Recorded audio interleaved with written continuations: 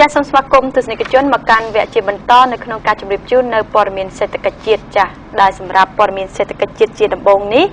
គឺដើម្បីផ្ដល់នូវការធានារ៉ាប់រងអាយុជីវិតប្រកបដោយគុណភាពខ្ពស់ដល់អតិថិជនក្រុមហ៊ុនធានារ៉ាប់រងអាយុជីវិត Forte បានសហការជាមួយនឹងធនាគារមេបេងកម្ពុជារៀបចំពិព័រណ៍បង្ហាញពីសុខភាពនិងសុខុមាលភាពដល់អតិថិជនរបស់ខ្លួនលោកយុចម្រើនរិទ្ធអគ្គនាយកគ្រប់គ្រងក្រុមហ៊ុនធានារ៉ាប់រង Forte បានឲ្យដឹងនៅក្នុងពិធីពិព័រណ៍នាព្រឹកថ្ងៃទី11តុលានៅសន្តាគារអង្គរកង់ទីណងតាល់ថាដើម្បីបង្ហាញដល់អតិថិជនទទួលបាននូវការធានារ៉ាប់រងប្រកបដោយគុណភាពនិងមានលក្ខណៈអន្តរជាតិ Forte មានបានធានារ៉ាប់រងអាយុជីវិតសម្រាប់លក់ឲ្យអតិថិជននោះ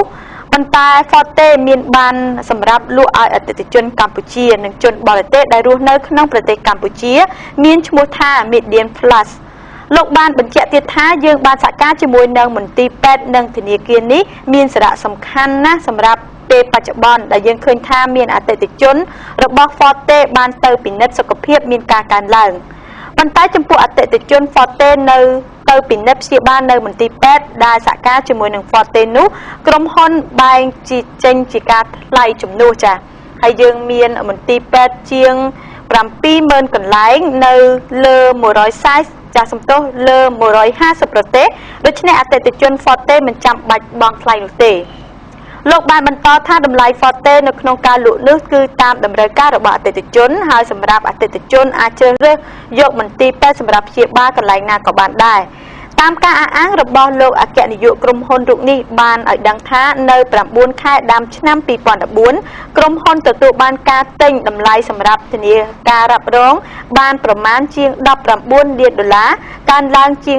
40% បើប្រៀបធៀបដូចគ្នានៅឆ្នាំ2013ក្រុមហ៊ុន Forte បានទទួលការទិញសម្រាប់ធានារ៉ាប់រងបានប្រមាណ$16 លាន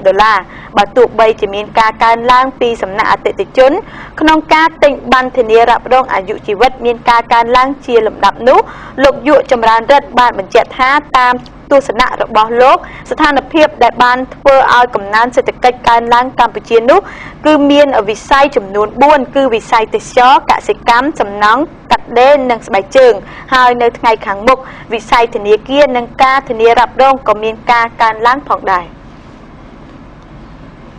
បាទទស្សនជនបន្តពីលោកអ្នកបានតាមដានទស្សនាព័ត៌មានសេដ្ឋកិច្ចទី1តាក់ទងទៅនឹង